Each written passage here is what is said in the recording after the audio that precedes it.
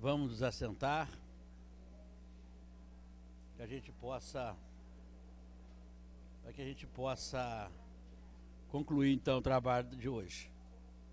O Laércio agora vai falar da experiência nossa, da família, com o Chico, nesses mais de 30 anos que mamãe e papai estiveram lá, e a gente aproveitava e aprendia um pouco também.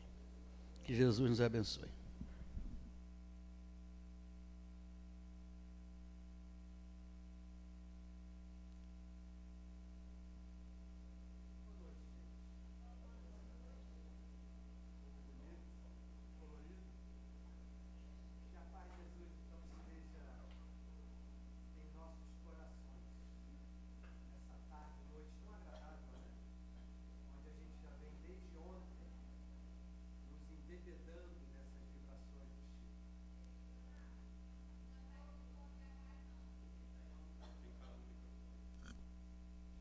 Ah, tá bom.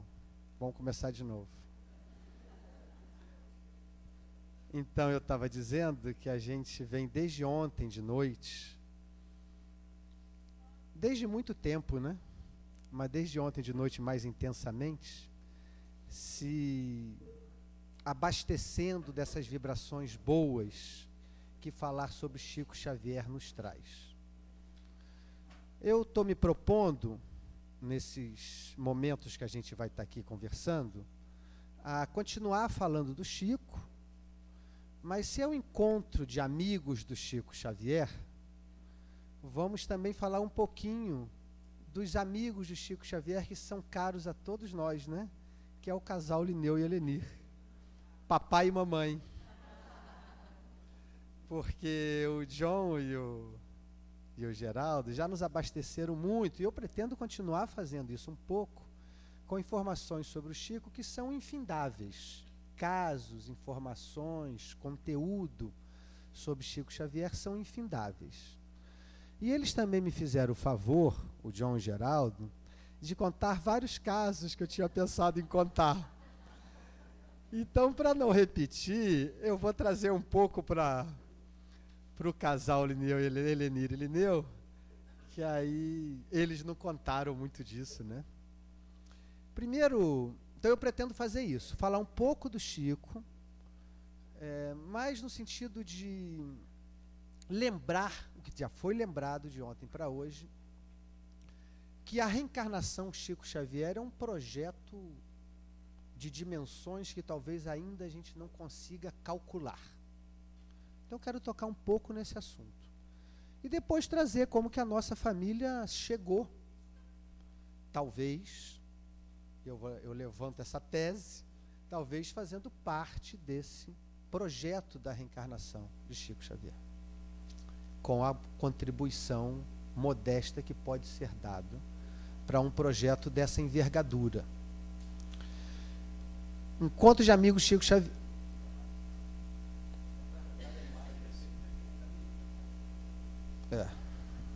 Para o pessoal que está lá na outra sala poder ter o desprazer de me ver.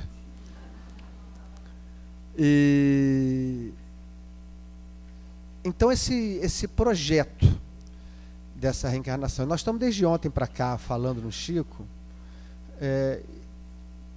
nós temos o privilégio, nós que estamos aqui, de sermos contemporâneos e conterrâneos de Chico Xavier. Conterrâneo, não estou dizendo só o John que nasceu em Pedro Leopoldo, né, Geraldinho, mas todos nós como brasileiros. Então nós temos essa oportunidade, repito, de ser contemporâneos e conterrâneos de Chico Xavier. Alguns de nós tivemos a oportunidade de estar com Chico Xavier, pessoalmente. Quase todos nós acompanhamos Chico Xavier através das reportagens de jornal, de revista, de televisão. E isso vai ficar gravado na nossa memória através dos séculos, através dos milênios. Nós vamos lembrar daqui a 1000 anos, 2000 anos, pode não parecer, mas passa rápido, 1000 ou 2000 anos, nós vamos lembrar que naquela reencarnação há 2000 anos, que esse espírito envergou a personalidade de Chico Xavier, nós estávamos lá. Eu lembro. Aí cada um de nós vai lembrar aquilo que se lembra. Não é difícil a gente imaginar que se nós desencarnarmos e tivermos a capacidade de rememorar o nosso passado um pouco para trás, e descobrirmos que nascemos em Assis no século XII, a gente vai ficar emocionado de saber que conviveu, mais ou menos, com Francisco de Assis. Mesmo que a gente não tivesse dado importância para aquele jovem que passava pelas ruas de Assis, a gente vai se lembrar disso. Ou, eventualmente, se a gente tivesse dado maior importância. E assim eu poderia falar de outros personagens da história. Mais recentemente, ainda consegui, por fruto do meu trabalho profissional, conhecer pessoas que remotamente conviveram com Gandhi na Índia.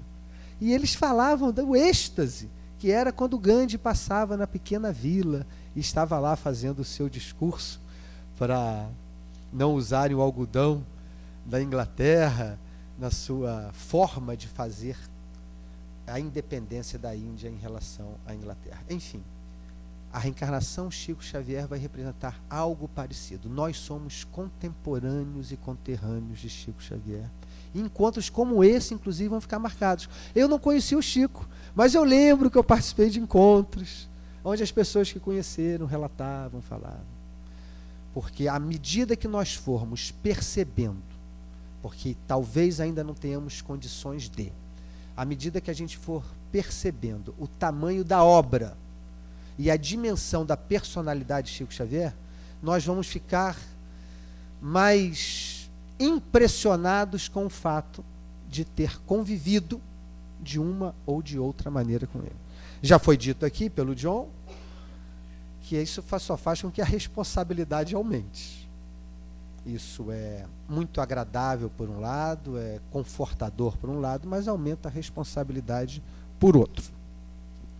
Então nós estamos aqui no encontro de amigos e eu vou mostrar algumas fotografias, contar algumas histórias. Eu quando estava dizendo que queria começar falando desse projeto da reencarnação Chico Xavier, o Geraldinho hoje de manhã, se eu não me engano, acho que foi hoje, ele já deu um quadro muito interessante de como que em Pedro Leopoldo se preparou do ponto de vista espiritual, como foi preparada para receber Chico Xavier. Não sei quem estava aqui de manhã, mas ele contou que o médico da cidade, o delegado, a principal referência econômica do ponto de vista privado, a principal empresa do ponto de vista público, todos esses cargos chaves numa cidade pequena como é Pedro Leopoldo, tradicional, mineira, a gente nunca deve esquecer isso, também foi dito hoje aqui, católica, afastada, conservadora, por afastada. Então era fundamental que nesses cargos, nesses espaços importantes de comando, de poder na cidade, fosse ocupado por pessoas que fossem amigáveis ao projeto Chico Xavier, a reencarnação Chico Xavier. Nós devemos lembrar que todas as nossas reencarnações, todos nós que estamos aqui, as reencarnações foram arquitetadas, foram planejadas, mais ou menos. Alguns de nós aqui viemos meio que à força. Depende do tamanho do nosso juízo. Se a gente tem mais juízo, teve mais capacidade de participar desse planejamento. Aqueles de nós, onde eu me incluo, que tem menos juízo, então a coisa é um pouco mais arbitrária. Mas a gente participou um pouquinho, a gente conversou um pouquinho, a gente palpitou no nosso projeto reencarnatório. Mas o projeto reencarnatório Chico Xavier não é uma casa, é um condomínio. É uma cidade, foram muita gente que se envolveu nesse projeto. Claro que eu tenho para mim, apesar de saber que alguns de vocês concordam, que Chico Xavier é o grande gerente da sua reencarnação. Ele que estava à frente desse projeto. Claro que o dono da empresa é Jesus, mas o gerente executivo que coordenou esse projeto foi Chico Xavier. Ele tem envergadura espiritual para isso. E aqui eu botei essa foto desse livro, porque essa é uma tese que eu nem me sinto que sou a pessoa mais preparada para discorrer sobre ela, mas tampouco é uma tese nossa. Isso já está escrito nos livros, já está biografado sobre essa ideia do como foi. E eu repito aqui, Geraldine e John já falaram sobre isso hoje, como que a reencarnação de Chico Xavier foi pensada, muito bem pensada, planejada, organizada. Esse livro Parnaso de Além Túmulo, e é isso que eu quero usar a primeira parte do que eu vou conversar hoje, para lembrar como esse livro faz parte desse planejamento. Depois a gente poderia estender até os 500 livros. O planejamento continua, viu, gente? O planejamento da reencarnação Chico Xavier ainda está vigorando. Ele não terminou em junho de 2002. Ele ainda está em vigor. Mas esse livro é cheio de curiosidade. Vocês lembram, a maioria de vocês sabem, que esse é o primeiro livro da psicografia de Chico Xavier. Nesse livro foram publicado, depois vem sendo publicado posteriormente algumas mensagens anteriores a esse livro Parnaso de Além Túmulo. Mas esse foi o primeiro livro publicado em julho de 32. Um livro de poesia. A primeira edição dele com 14 poetas, 60 poesias. Esses poetas que eu coloquei aqui, eu botei 3 poetas que estão aqui. Todos os 3 estavam na primeira edição. Alta de Souza, Castro Alves e Augusto dos Anjos. Primeiro lembrar para vocês, apesar disso não tem necessariamente a ver com o fato que eu quero discorrer hoje desse planejamento da reencarnação do Chico, lembrar para vocês que a psicografia de poema é bastante complicada. É uma mediunidade sofisticada, eu poderia dizer. Mais do que receber prosa. Porque o poema tem suas particularidades, a poesia tem suas particularidades. E Chico já, como dizem hoje, já chegou recebendo poesia. Complexas. Nesse momento, eu digo sempre, Geraldinho, não tinha vindo ainda a Semana de Arte Moderna, que foi em 22. No livro tinha, 32. Mas os poetas todos tinham desencarnado antes. São poetas de escola extremamente exigentes quanto à métrica e quanto à rima. Eu tenho certeza que aqui tem pessoas que entendem disso mais do que eu. Mas não é fácil você receber um soneto dodecassílabo alexandrino, onde a tônica tem que estar sempre na 6ª e na 12ª sílaba métrica, que não é igual a sílaba gramatical. Então você tem que ter uma sofisticação. Você não faz um poema desse, mesmo os grandes poetas não faz um poema desse de chofre. Esse poemas tem matemática. E você tem que contar a sílaba. Essa palavra não me serve. Tenho que trocar essa palavra. Ela está perfeita para o que eu quero expressar, mas a sílaba métrica não me permite usá-la. Ela começa com uma vogal, eu preciso de uma que começasse com uma consoante, para não ter uma elisão das sílabas. É um processo sofisticado. E que cada um desses poetas, aqui eu aqui eu coloco foto de 3, tinha suas características, extremamente estudados. Augusto dos Anjos fez só um livro. Quem de vocês já leu Augusto dos Anjos? Não se lê Augusto dos Anjos sem um dicionário do lado. E aí cada verso, no mínimo uma palavra que você não conhece. E aí você vai tentando mergulhar na poesia de Augusto dos Anjos. Uma poesia densa, depressiva, nós podemos dizer.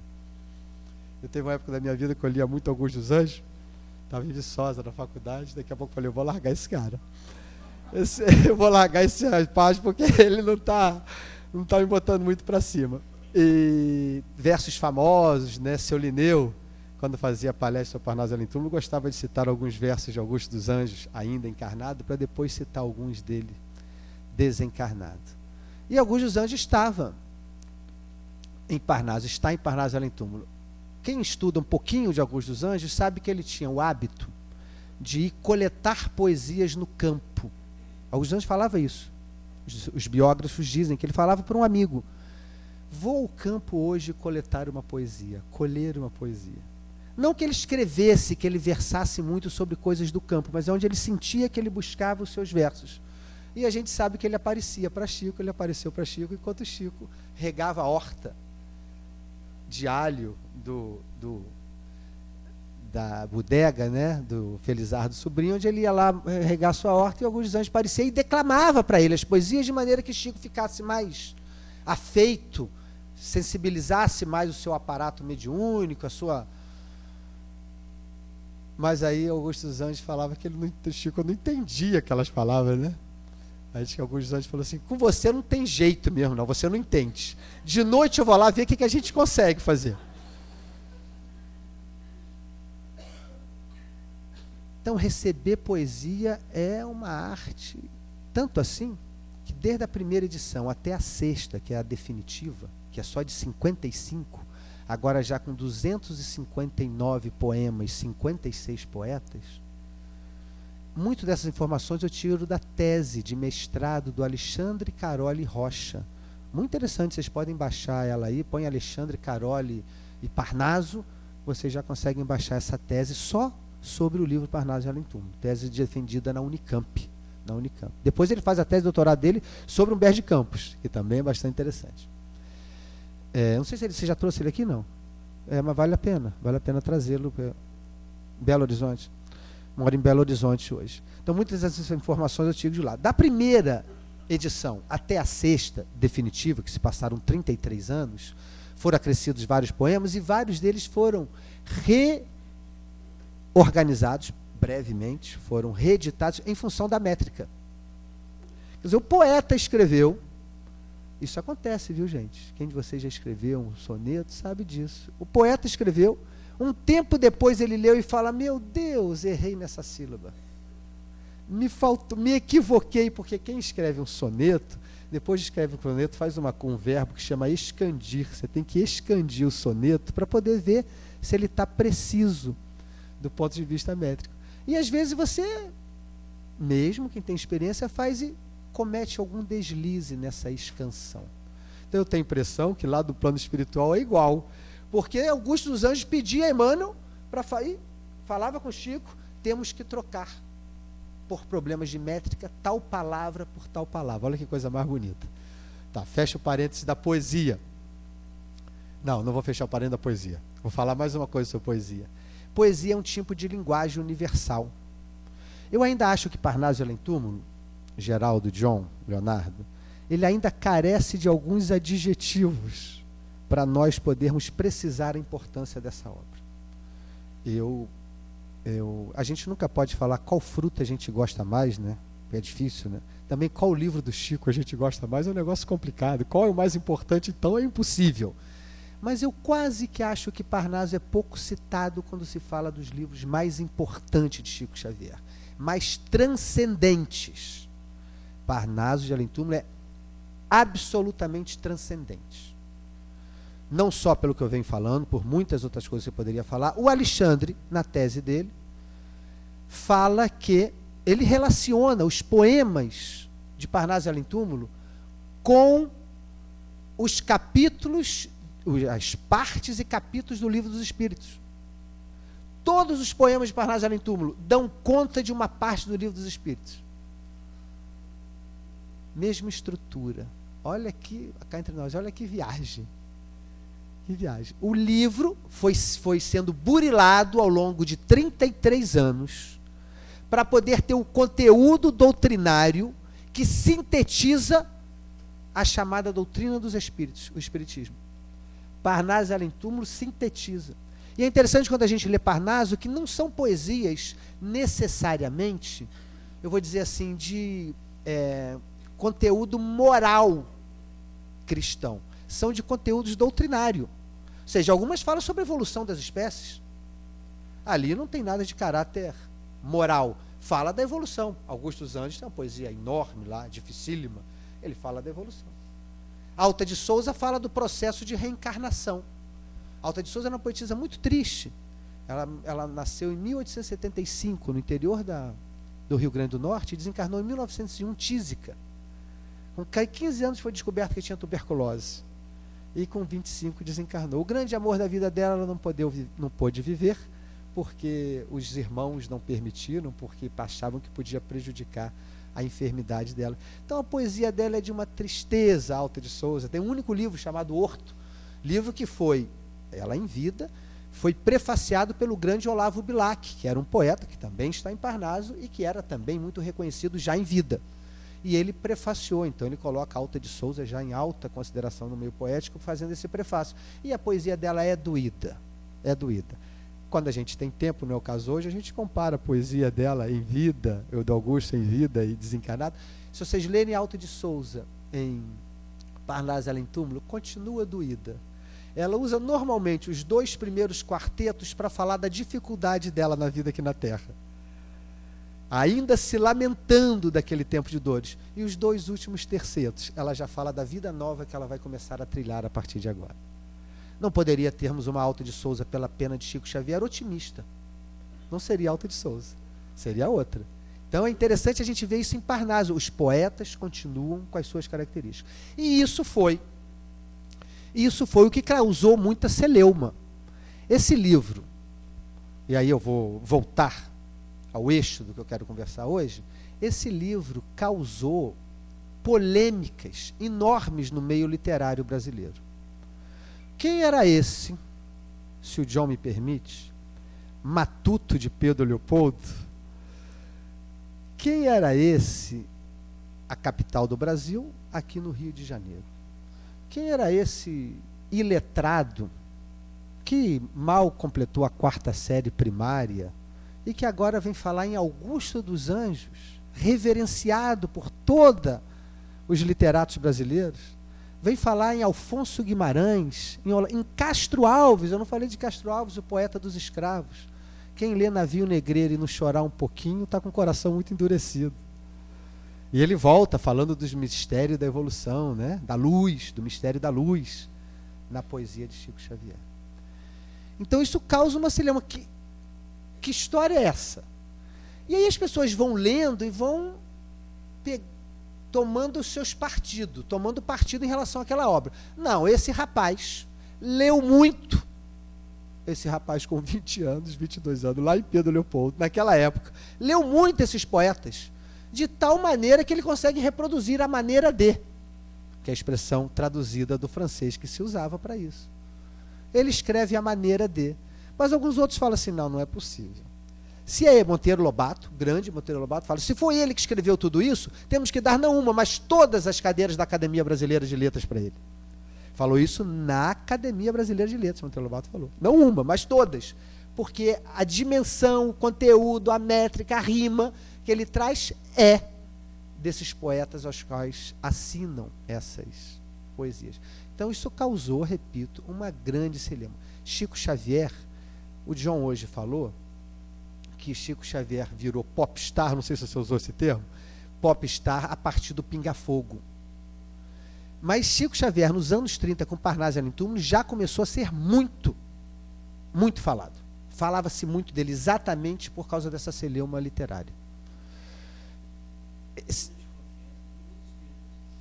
Inclusive pelos espíritos. Mérito, né, Leonardo? Mérito para o Manuel de Quintão, para o Guilhom Ribeiro, mérito para eles, na direção da Federação Espírita Brasileira, conseguiram, aqui, repito, porque isso é importante, aqui na capital da República, no Império, não era mais Império, mas ainda vivia esses resquícios do Império, conseguem olhar para esse jovem de Pedro Leopoldo, desconhecido, e dar crédito pelo conteúdo das suas poesias, dar crédito a ele.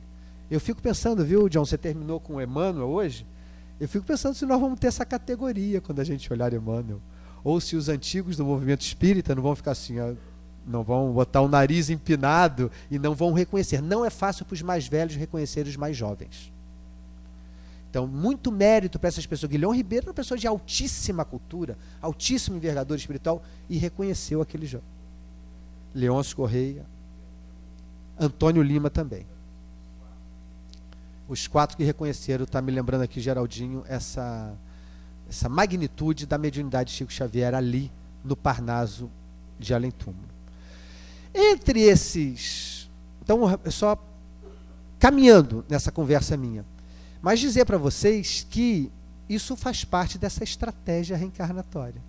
Do mesmo jeito que eu comecei falando, lembrando que em Pedro Leopoldo, os locais chaves de poder, ou de, como é que se fala? Me fugiu agora.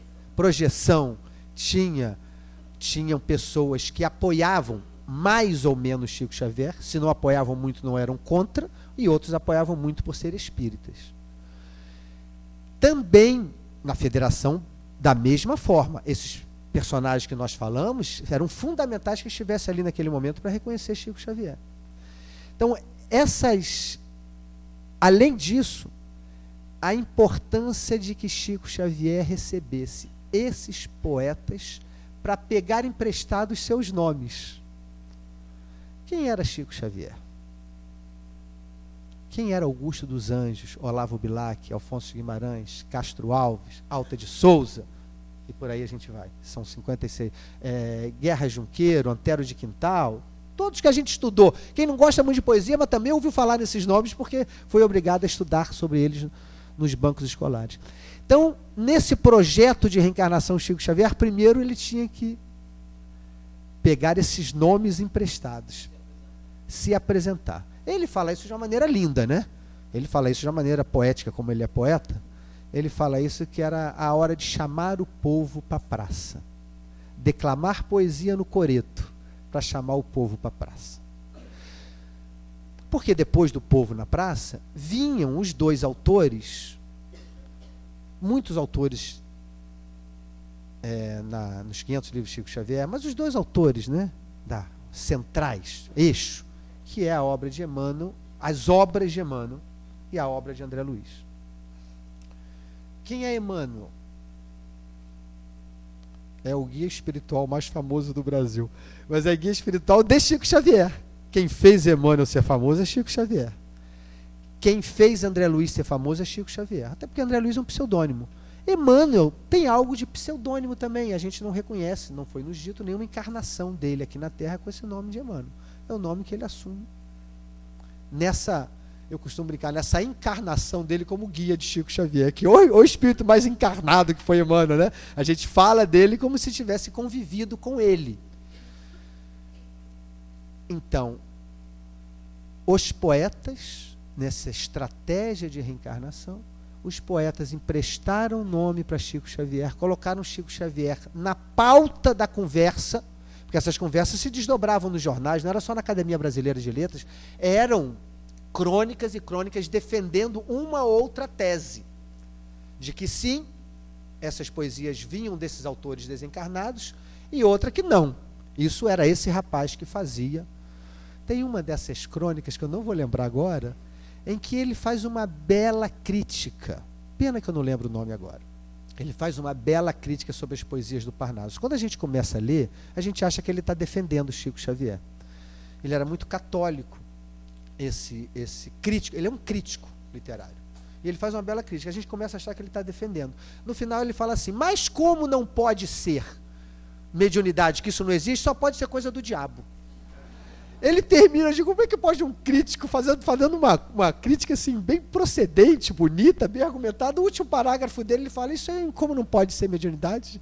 Ele conclui, o preconceito que Chico Xavier soube conduzir ao longo da sua vida com muita elegância, que sofreu até o final.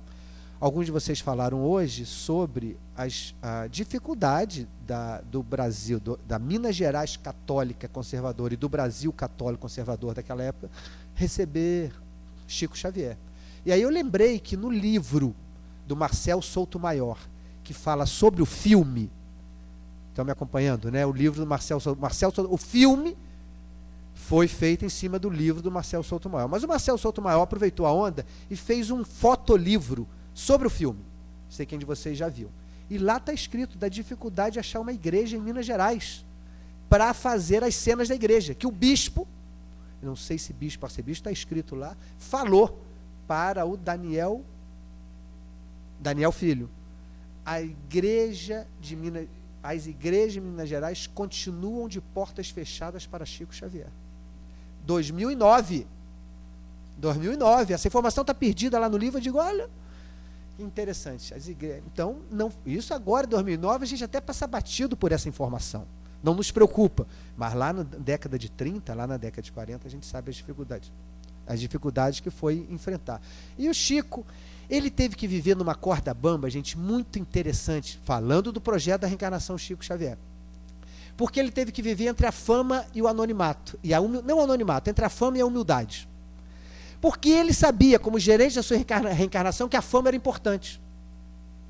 Ele não quis viver no anonimato porque não era essa a estratégia da reencarnação dele. Chico Xavier não podia passar anônimo. Ele sabia disso. Mas, ao mesmo tempo, ele sabia que tinha que cultivar a maior simplicidade e humildade possível para passar incólume pela maratona que ele teve que correr de 92 anos. 92 anos é uma maratona longa, Ironman, para poder passar por isso. Então, ele teve que se expor na medida precisa. Se expunha um pouquinho mais, até o movimento espírita falava que ele estava se perdendo pela vaidade. Se expunha menos, não era conveniente para dar visibilidade à obra que tinha que ser visível. Por óbvio, a obra tem que ser visível. Emmanuel recomendou, né? Temos que formar leitores. Para isso precisava ele próprio dar visibilidade a ele, porque ele estava no comando. Então, olha que elegância que tem que ter para poder jogar com essa é uma verdadeira corda bamba, assim, de dificílimo equilíbrio. Conseguir seguir buscando a visibilidade oportuna e necessária e mantendo a discrição que lhe convinha para que a sua tarefa pudesse chegar a termo, pudesse chegar até o final. Então, esse é um equilíbrio que realmente tem que ser um espírito da envergadura de Chico Xavier para manter e não se perder. Ainda nesse raciocínio de buscar visibilidade, vem a figura de Humberto de Campos. Porque Humberto de Campos era o escritor mais famoso da sua geração. Nos anos 20, no Brasil, Humberto de Campos era o escritor mais conhecido.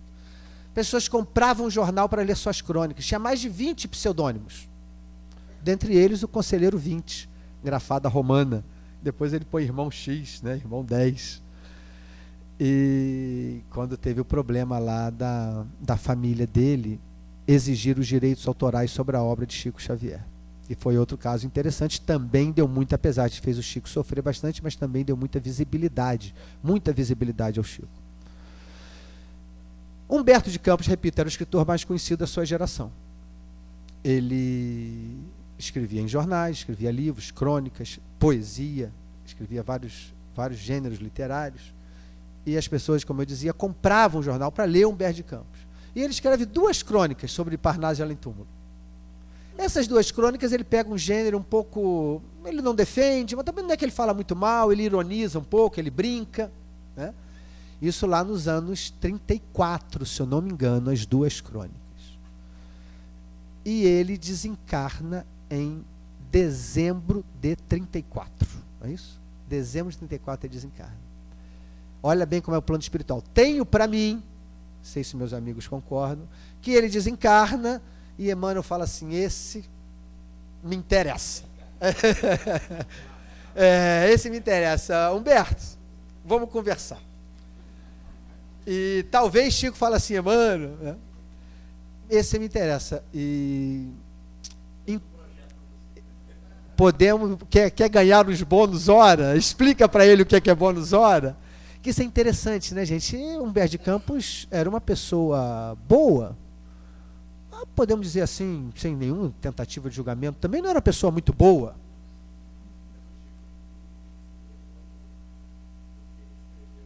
Certo.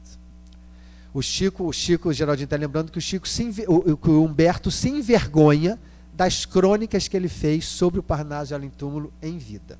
Quando Emmanuel vai apresentar Chico, isso é bonito demais, eu acho poesia, né?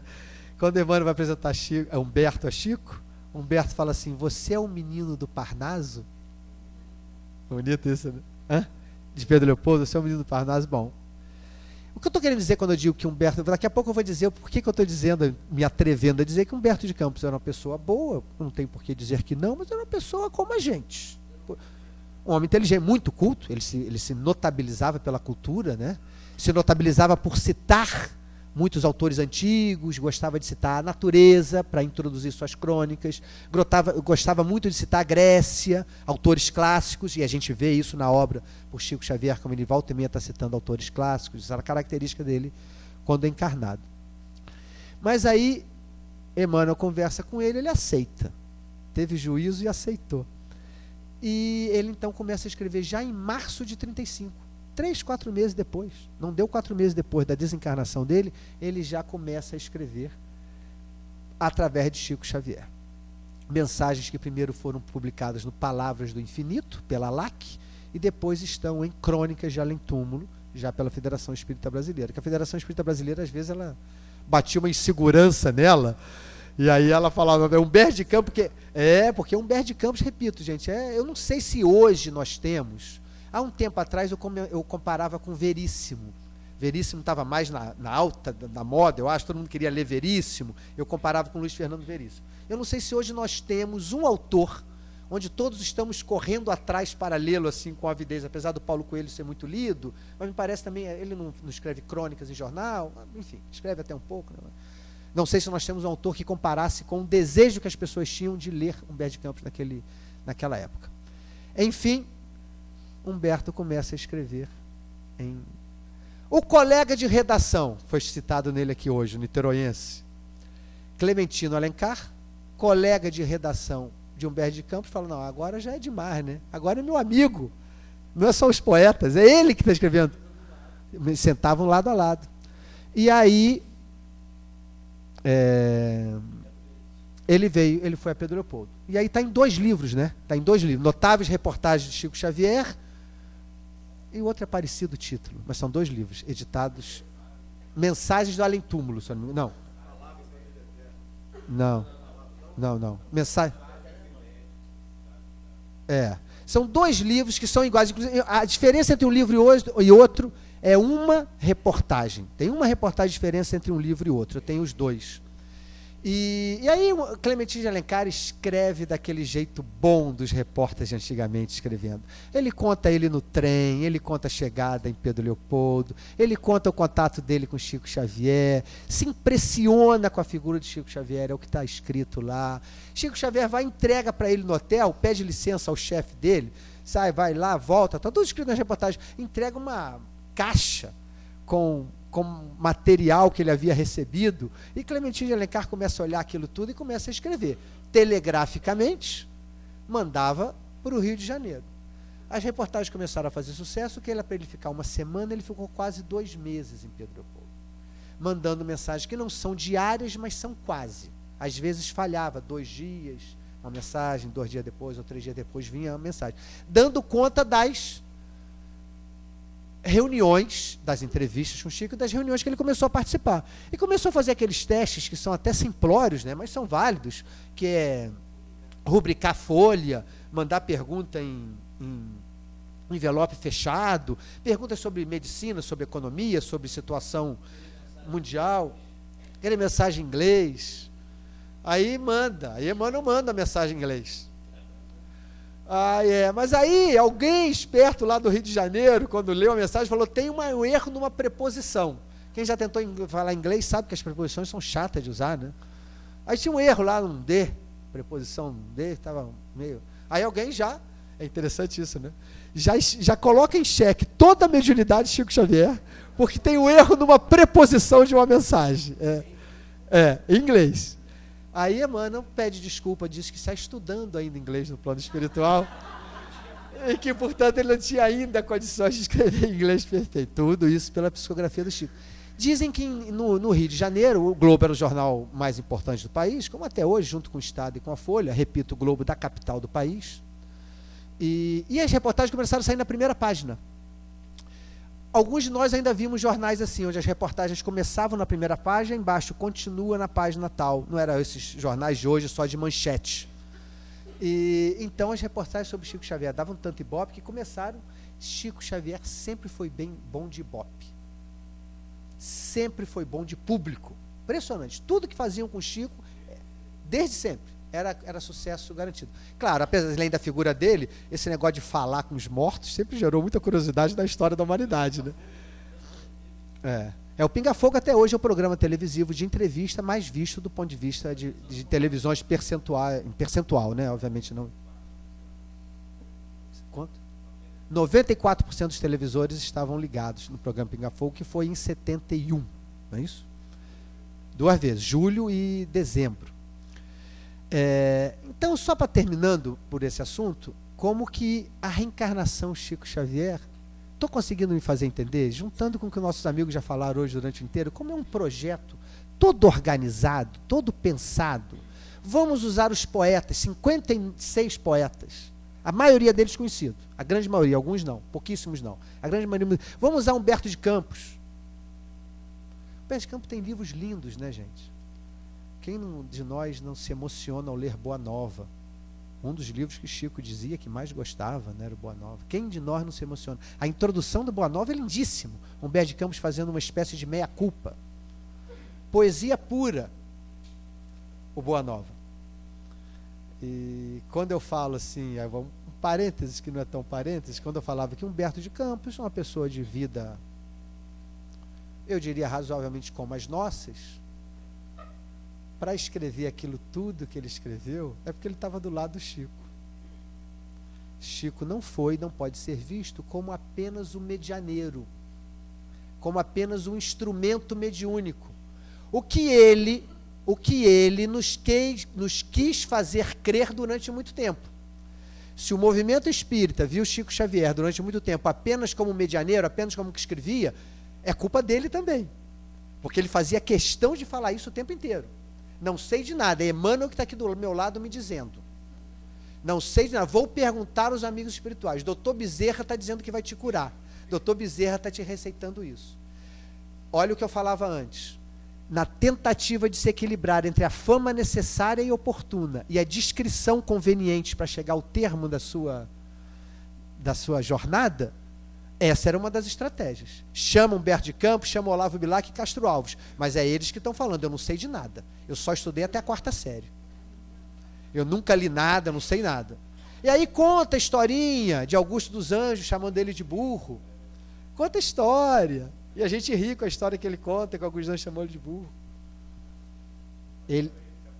Era ele se apagando nessa, né, Geraldo, nessa estratégia. Apago, mas ao mesmo tempo tem que ter visibilidade. A visibilidade vem dos espíritos, não é minha, que era para ele poder correr mais tempo nessa sua jornada.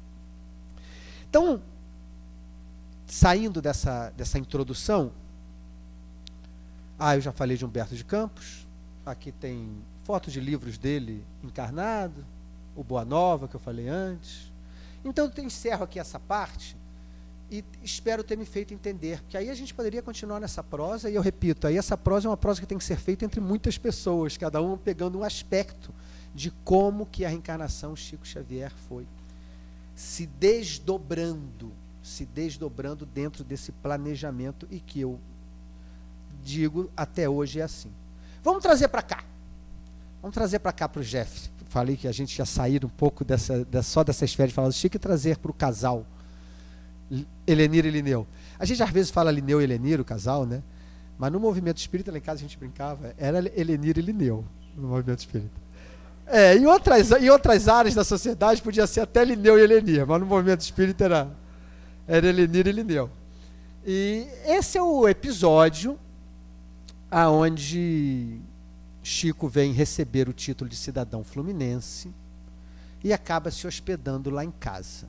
Eu sei que muitos de vocês sabem essa história, mas eu vou contar um pouquinho. Leonardo conta ela melhor que eu. Ele me corrige aí alguma coisa. Mas,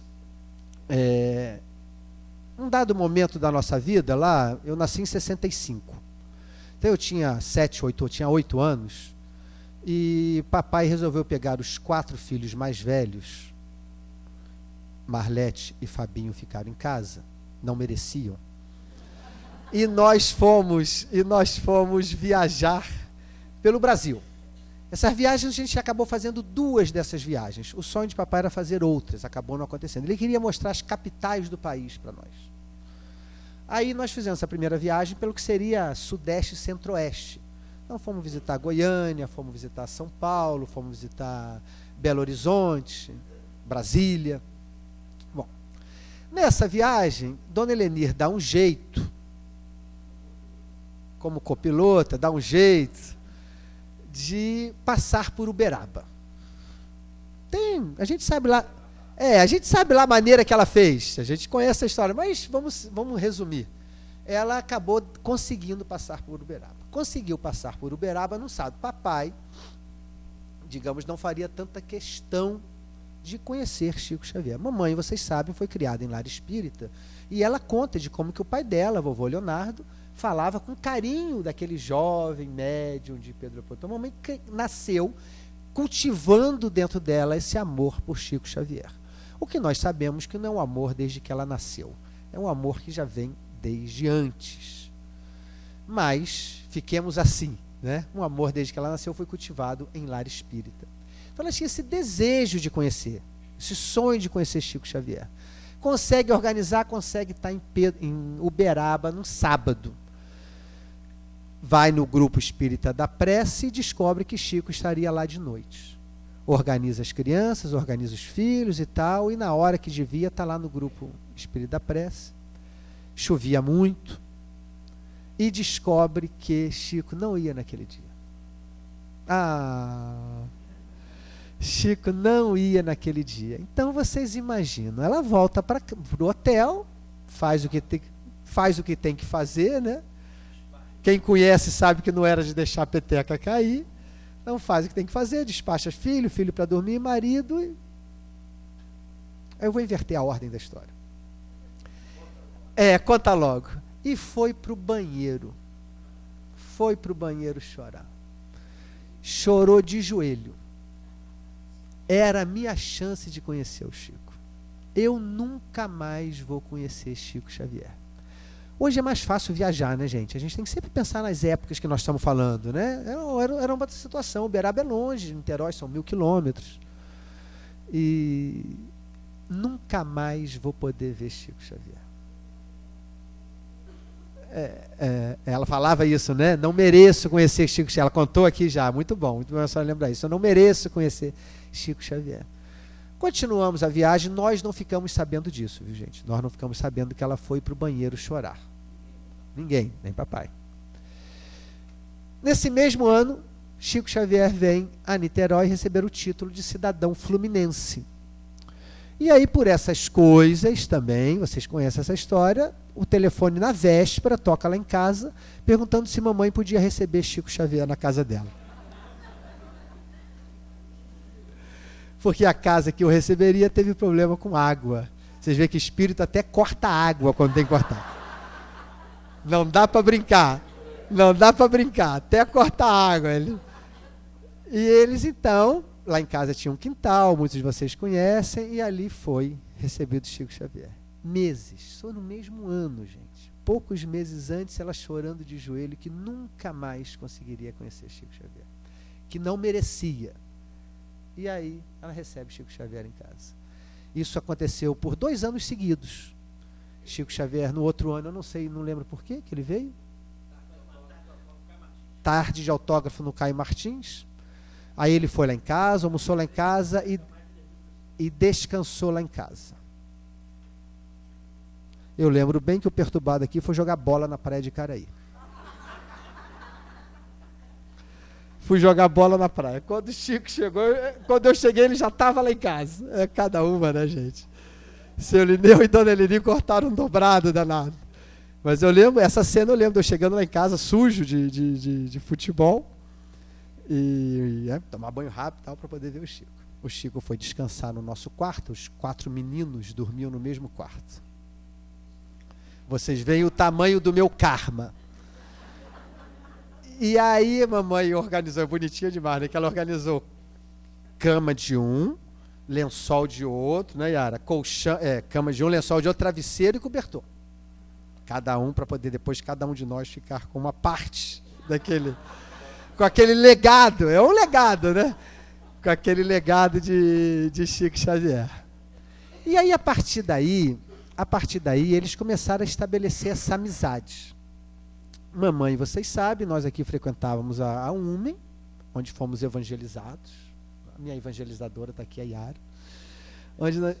Não, mas ela tentou. A Yara fez bem o trabalho dela. E nós frequentávamos a UME e íamos a Uberaba com certa frequência. Isso começou nessa época, meados dos anos 70. Muito pouco se foi a Uberaba nos anos 70. Começou-se a ir, mas não era frequente. Não, era ir. E pouca entrada na casa do Chico, ou seja, a amizade foi se fortalecendo. Mamãe ficava absolutamente encantada e nos passava isso, esse amor, essa alegria dela por estar indo. Aquela história do baile de sábado, que a jovem fica pensando nele durante os 15 dias anteriores, era a mamãe para ir a Uberaba. Contagiava todos nós. Nós nos sentíamos no direito de... Ou seja, ela contagiava que a gente, mesmo jovem, conseguia entender a importância de ir, mesmo jovenzinho. Porque aquilo era da maneira como ela tratava aquelas idas a Uberaba, a gente, mesmo que não entendesse bem, percebia que era uma coisa muito importante. Pois cada um de nós, à medida que foi amadurecendo, foi valorizando e hoje se arrepende de não ter ido muito mais do que deveria, mas parte do jogo. Através das cartas que eles trocaram, mamãe principalmente, não sei se meu pai escreveu alguma carta para Chico alguma vez. Não era do estilo dele. A gente não tem as cartas, obviamente, que nossos pais escreveram para o Chico. A gente tem as respostas do Chico. Nós temos mais ou menos em torno de 100 cartas. Nós não temos todas hoje guardadas, todas. Algumas se perderam. A gente não saberia dizer o número exato que foram todas as cartas. É um pouco mais de 100 que nós temos guardadas hoje. E aí, por essas cartas, a gente consegue ir mensurando a relação. Eu posso dizer, eu vou mostrar uma, ou duas, mas eu posso dizer para vocês que não são cartas também assim, Chico Xavier guia, Chico Xavier missionário, são cartas de amigos para amigos. Helenir, como é que vai? Que bom que vocês fizeram um bom retorno para Niterói. Bonitinha que as primeiras cartas, a primeira foi para doutor Irineu. Aí, possivelmente, quando a mamãe respondeu, assinou Lineu, não acredito que ela tenha corrigido o Chico, mas ela deve ter feito menção ao nome Lineu. Aí, na outra carta, ele fala, me perdoe o meu erro. Mas era sempre doutor Lineu, como era naquela época, né, gente? Não tem isso de escrever para a mulher. Tem que escrever para o homem do casal. O Chico era muito bonitinho com esse rigor nesse assunto, né? Muito educado. Aí, depois, passou a escrever para a mamãe. Mas as primeiras eram para o doutor Lineu. E aí a gente, através dessas cartas, então, como eu estava dizendo, não vamos imaginar que cada carta desse é um compêndio de uma mensagem do grande... É o Chico Xavier que gostava de escrever, gostava de ter notícias dos seus amigos e gostava de receber notícias dos seus amigos. Então isso é muito bonito de ver. Perguntava com carinho, um por um, como é que... a gente até tem como saber, eu tenho lá uma tabela que eu estou fazendo, não terminei ainda, as vezes que a gente foi, porque ele sempre mencionava, gostei de ver fulano e ciclano. Não só os filhos, às vezes algumas amigas iam, né, alguns amigos foram, então o Chico sempre sempre fazia referência a quem tinha ido naquele fim de semana. Então esse é o título do Cidadão Fluminense, está aqui na casa, a maioria de vocês eu sei que já viu esse título. E aqui eu imagino que vocês não estão conseguindo ler, mas eu quero mostrar alguns exemplos para vocês. Tá? Alguns exemplos. Tem uma que eu escolhi que eu quero ler um pouquinho. Aqui, ó, prezada Helenir, 88. Nas cartas, eu não trouxe isso hoje, mas nas cartas começa a se falar do Jeff. O estímulo que o Chico deu para os meus pais para eles fundarem o Jeff, para deixarem a UME e criarem a sua própria casa.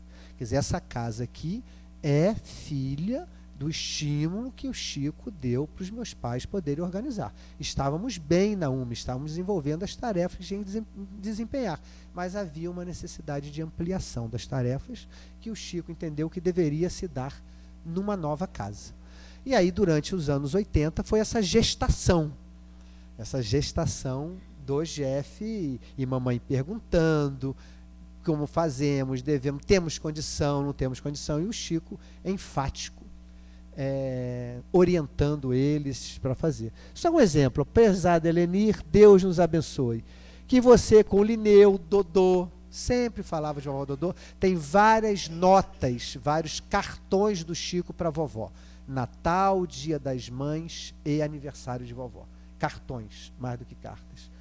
Que você, com o Lineu, Dodô e os filhos estejam usufruindo saúde, paz, alegria e bom ânimo, são os meus votos sempre, além de não esquecer da Ana Clara. Falei para a Ana Clara vir aqui hoje, ouvir a palestra, ela não veio. Era a primeira neta, nesse momento a única neta, ele manda não esquecer da Ana Clara. Esse carinho, esse cuidado, uma coisa... Chico conhecia tanta gente, né? Não eram os meus pais, não eram os únicos para quem ele mandava carta, não, viu, gente? Era carta para muitas e muitas pessoas pelo Brasil afora. Centenas. E ele sempre com essa capacidade de... Peço a Jesus para que a fazendinha continue sendo um jardim de trabalho e um celeiro de bênção. Todos nós aqui sabemos da importância da fazendinha para o surgimento do trabalho do Jeff, né? Fazendinha é uma... Se chama comunidade? Como é que você chama aqui? Uma comunidade aqui em Pendotiba. E o trabalho começou, Leonardo, você sabe contar isso melhor que eu. Quando é que começou o trabalho lá?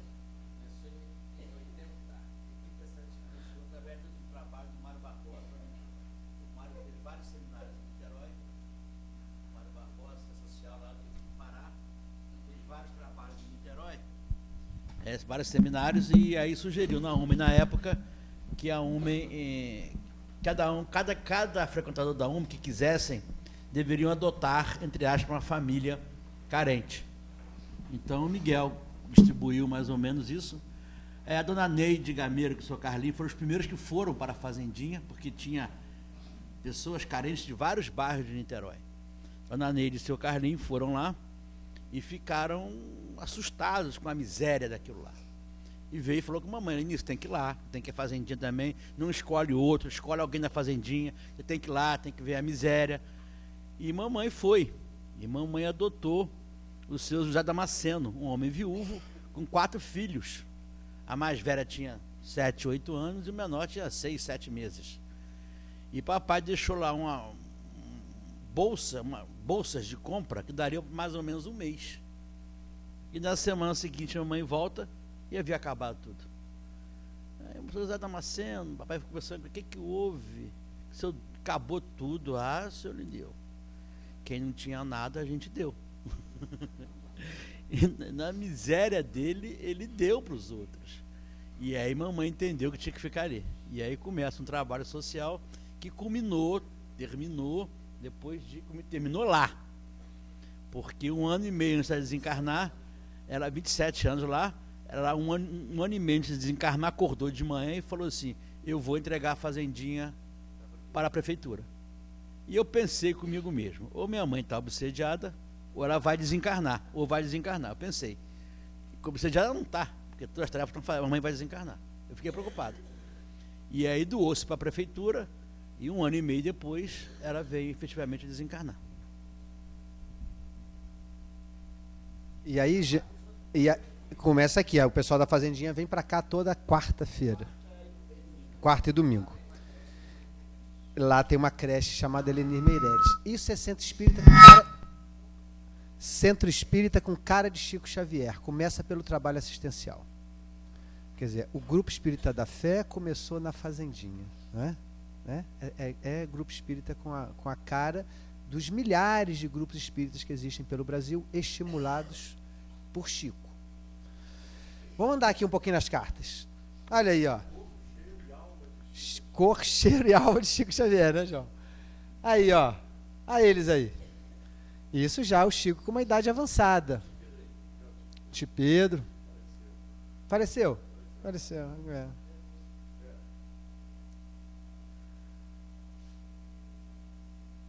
Isso aqui, eu queria dar isso aqui como exemplo, de como que era essa relação, a importância e como é que ela se dava. Porque essa é a letra de papai. E essa aqui é uma pergunta sobre a oportunidade ou não, a necessidade ou não dos médiuns passistas revezarem, dos médiuns tomarem passe após aplicarem o passe. Durante muito tempo, se defendia a ideia de que não era necessário e que não era nem conveniente, que não se podia, e mamãe via isso em outros centros, queria fazer aqui também, e começaram a criticar que não devia fazer, que na obra de André Luiz diz que não precisa. Mas eu não quero entrar de jeito nenhum nessa polêmica, só estou dizendo como é que era a relação. Pedia-se ajuda aos universitários. Nesse caso, a universidade. Nesse caso, a universidade encarnada, que era Chico Xavier. Então aqui está com a letra de papai fazendo a pergunta. Sabe por quê? Porque Chico falou, Lineu, me faz por escrito a pergunta. Porque ele não aceitou, não aceitava. E aí chegaram a perguntar. Quando o Chico falou isso, o Chico estava onde? Aí papai estava na cozinha.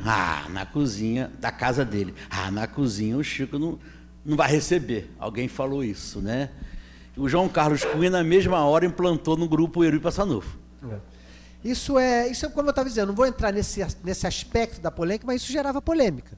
E tinha essa coisa, assim, como eu falei antes para vocês, as pessoas tinham essa ideia, mas o Chico falou isso, mediunizado ou não, como se tivesse diferença de ser André Luiz e de ser só o Chico. Mas eu repito, gente, assim, modestamente, culpa do Chico também, porque ele adorava falar isso a vida inteira. Ele falou, não, eu não sou nada, eu sou o cístico. É eles que estão dizendo, são os espíritos, isso não é meu. Ele traçou essa estratégia para a reencarnação dele. Então nós podemos até dar uma criticada, se a gente quiser, mas não podemos criticar muito quem tinha essa tese, não, porque ela é fruto do que o Chico falava dele próprio. Muito bem. Então essa é a pergunta, e aí vem a resposta. Resposta, doutor Bezerra, recebida por audição. Letra do Chico. A nosso ver, o médium passista em ação deve receber passes de refazimento. E aí continua. Esse documento está aqui, nós temos, Leonardo tem, não vamos ler ele inteiro. Eu só queria com ele mostrar para vocês como é que é essa relação. Isso é um exemplo. Tem outros exemplos de perguntas que meus pais queriam fazer, e aí eu fico projetando, né, que o Brasil inteiro queria fazer, e chegava para Chico Xavier. Chico, o que a gente faz com isso? Chico? O rodapé está aqui, eu não ia deixar para trás o rodapé, né? Nota do Chico, com a letrinha dele. Nota de... é a cara dele, né? Nota de Chico. Em Uberaba, depois de atuarmos na condição de médios passistas, sempre recebe um passe de algum irmão ou de alguma irmã no encerramento da tarefa Chico Xavier. Então, está completo. Doutor Bezerra falou e eu concordo. Ele chancela. Oh, meu Deus.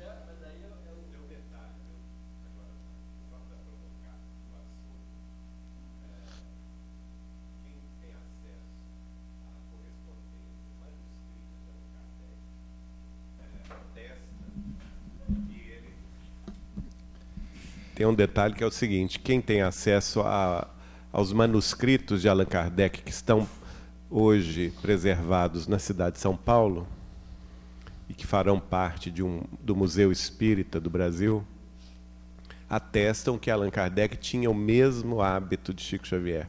Quando ele terminava o espaço no final da página em que ele estava escrevendo, ele continuava na lateral da página. Várias cartas do Chico, tem cartões, tem muito isso também, ele vai escrevendo. Essa eu vou querer ler um trechinho para vocês, que essa é uma poesia, essa carta. Queridos Lineu e Helenir, essa é de 81. Que Deus nos abençoe. Recebi hoje o telegrama que me tranquilizou, agradecendo a Jesus a alegria de saber que os queridos amigos fizeram boa viagem no regresso a Niterói. Graças a Deus. A informação de que o nosso querido Laércio, uma certa preferência, mas vou passar direto por essa parte. A informação de que o nosso querido Laércio está seguindo bem nas provas me trouxe grande reconforto. Jesus nos auxilia a vê-lo tranquilo e valoroso, tanto na mente juvenil. Imagino a concorrência que ele estará enfrentando e rogo aos nossos benfeitores, tal. Eu não vou ler toda, não. Isso é bem possível. Agora que eu queria ler para vocês, olha. Queridos amigos, depois que o automóvel seguiu o caminho dentro da noite, após trocarmos o nosso até breve com as bênçãos de Deus, é que vi a noite como sendo a noite mesmo. Enquanto conversávamos em casa, tive a ideia de que estava com as luzes do dia. Então, nos recolhemos para as preces de hábito. Pedi a Jesus conceder-lhes uma viagem tranquila, mas no curso das orações meditadas, notei que a saudade, olha bem, notei que a saudade e a esperança dialogavam em meu coração. A saudade e a esperança dialogavam em meu coração. A primeira falava quanto dói a ausência dos entes que amamos, e a segunda se referia à confiança em Deus. Prestei atenção às duas e notei que ambas permutavam conceitos de grande significação. Não pude ir contra as opiniões da esperança, mas reconheci de imediato que a saudade ganhou no ajuste em eloquência. Olha a declaração de amor, isso é uma declaração de amor, né? Não posso deixar de ouvir a esperança, o futuro, mas a saudade ganhou nesse diálogo. Mas reconheci de imediato que a saudade ganhou no ajuste em eloquência. Por isso mesmo, a saudade está aqui conosco, associada às nossas preces, nas quais rogamos a Deus a recompensa por todas as alegrias que nos trouxeram. Aí ele começa a descrever a noite, como foi a estada deles lá. E aí eu queria ler para vocês. Ele fala de um encontro dele com a Ayrtes, um sonho dele com a Ayrtes, viu, Leonardo? Um sonho que ele sonhou com a Ayrtes cuidando da mãe.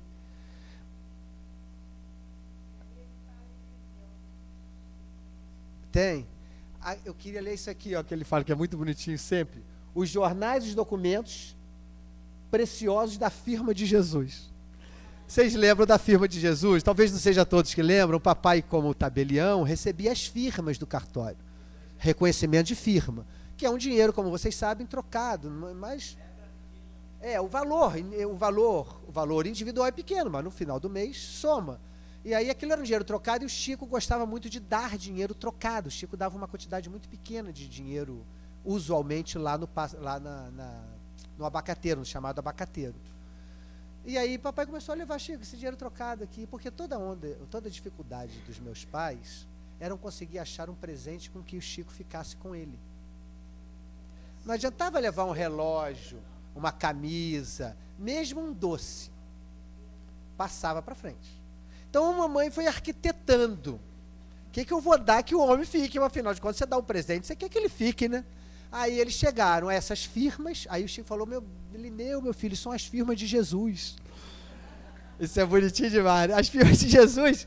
E aqui ele fala dos documentos preciosos da firma de Jesus, ele não fala em dinheiro. O Chico gostava de uma metáfora, né, gente? Como poeta que era, ele adorava uma metáfora, ele ia usando essa figura de linguagem. E dos códigos, metáfora e código era com o Chico. Enfim, aí era, né, Leonardo, além dessa grana, era selo, muito selo, porque o Chico emitia cartas em quantidades indústrias.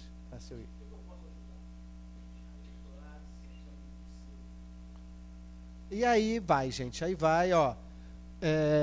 Perdoem essa carta longa.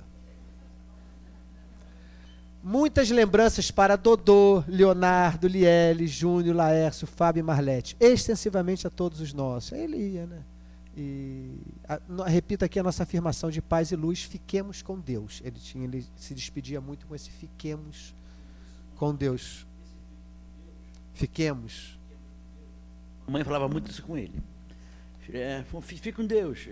E um dia ele falou assim, Emmanuel vai escrever, tem uma página de Emmanuel sobre isso. Aí Emmanuel gostou muito. Aí vai escrever, escreveu. Então, só para vocês verem, tá, gente? Uma carta, como eu falei para vocês, a gente tem mais ou menos uma centena delas, não todas desse tamanho, não todas desse teor, e inclusive não todas com essa poesia.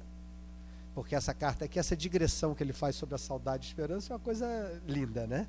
E algumas são mais simples, muitas dando notícia. Eu vou contar para vocês, em 84 ele dá notícia para papai e mamãe do desencarne de Clóvis Tavares. Eu acho isso tão bonito, é meu grande amigo desde o tempo de Pedro Leopoldo. Queria que vocês orassem por ele, para ele estar bem nessa passagem do plano espiritual e tal. Então, volta e meia tem algumas notícias históricas que estão ali plasmadas na carta. Essa mensagem do passe, quando o Chico recebeu, eu perguntei, fiquei todo feliz, né? Agora eu vou esfregar na cara de quem Seu estilo Leonardo. Estilo meu. 81, 21 anos. Eu vou esfregar. Aí eu falei, mas vão levar e vão mostrar. Porque a briga foi feia. E eu, claro, queria defender meus pais. Aí eu falei assim, Chico, então eu posso divulgar? Ele olhou, pega o pensamento, divulgue para os corações que tenham receptividade. Eu fiquei murcho. Eu queria mostrar para quem não tinha receptividade. Para quem tinha, não tinha problema. Mas eu fiquei murcho. Ele queria apoio do Chico para esfregar na cara. Ele não conseguiu. Eu fiquei frustrado. E aí, nunca divulguei isso. Eu acho que é a primeira... Hein? É a primeira vez que nós estamos mostrando isso. Isso nunca foi mostrado. A gente sempre guardou isso. Né? Mas é a primeira vez que está sendo mostrado aí. Vou contar para vocês fazer uma confidência. Necessário. Geraldinho está dizendo que é necessário publicar isso. Vou deixar com você uma cópia. Eu vou contar para vocês. Eu peguei as caixas estão lá em casa. Como eu tenho mais juízo, eu peguei as cartas peguei as cartas todas. Tá tudo lá. E aí eu peguei, sério, eu abri as 3 caixas que a gente está organizadinho lá. Falei, mãe, não sou média, a minha mediunidade é de uma pedra. Mas eu falei, mãe, vê aí o que é para mostrar. Vê aí que aí eu fui pegando, não reli todas, não fiquei vendo todas, peguei algumas. Então isso aí eu não sei se é escolha minha, não, viu? As coisas que eu estou mostrando.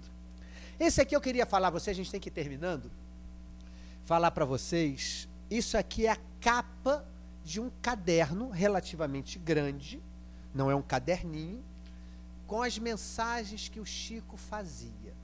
Isso é de uma transcendência, para mim, ininteligível. Eu não consigo entender.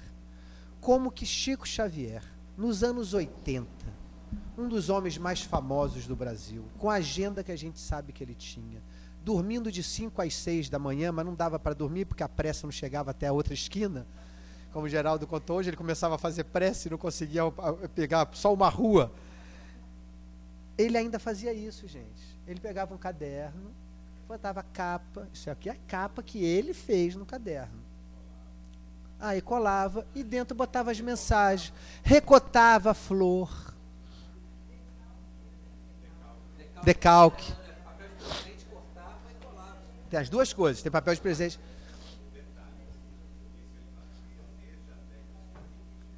Geraldinho está lembrando que Um detalhe, isso ele fazia em Pedro Leopoldo desde a década de 20.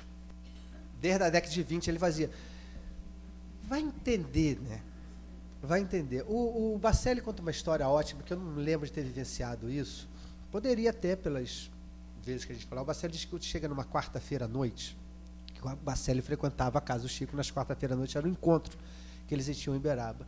Chegava lá com seus problemas transcendentes para discutir sobre a doutrina, o Bacelli contando dele próprio, e estava o Chico Xavier fazendo enxovalzinho. Aí o Chico pegava, isso é o Bacelli contando, aí o Chico pega as fraldas, ajeita a fralda, depois pega um coeiro, não é fralda, porque não é descartável não, né, gente? Pega o coeiro, aí pega a calça plástica, sapatinho, aí vai ajeitando tudo, e diz o Marcelo, eu queria conversar, sabe? E o homem está lá ajeitando. Depois quando o Marcelo fala, depois parecia que estava tudo pronto, que finalmente a gente ia conversar, ele falava, peraí, aí ia lá dentro e voltava com perfume, e pegava o perfume, molhava a mão e perfumava todo.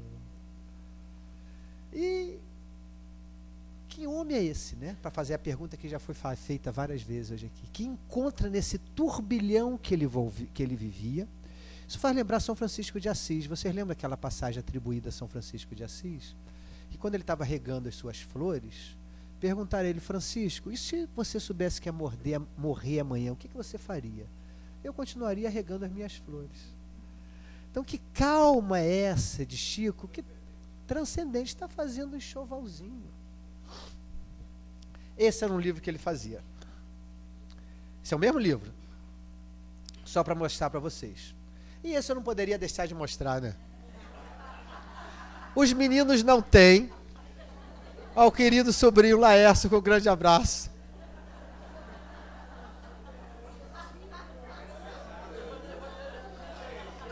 Eles só podem chorar.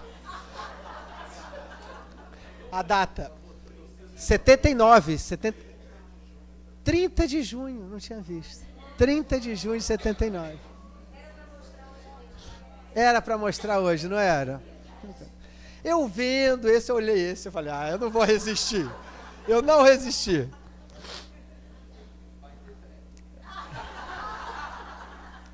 Essa é outra dimensão, porque eu vou falando, claro, dos nossos pais, mas isso, repito, isso vale, isso multiplica-se aos milhares pelo Brasil afora. Não dava para dar presente para o Chico que ele repassava. E nós fomos beneficiários de alguns desses repasses, certo? Ganhamos lá uma camisa, que quando eu voltava para casa, a gente recebia, o Chico lá dava uma bolsa, às vezes uma caixa de presente para os meus pais. E aqui que mamãe distribuía. Ganhou também, Yara? Aqui mamãe distribuía. Mas isso vai para você, isso vai para você. Essa aqui é uma caixa. Essa aqui é uma foto de cima da caixa. Uma caixa boa, tá? Uma caixa bonita. Madeira, vocês estão vendo aqui toda trabalhada. Quando a gente abre a caixa, tem esse desenho, isso pirografado, né? Esse verso. Esse verso está escrito aí, ó. Um apóstolo do bem, um missionário da luz, que em missão veio do além, enviado por Jesus. Alguém deu para o Chico essa caixa. Nós não sabemos quem. Ele escreve aqui com a letra dele. Esse apóstolo do bem é nosso amigo Lineu Meirelles. E repassa para mamãe.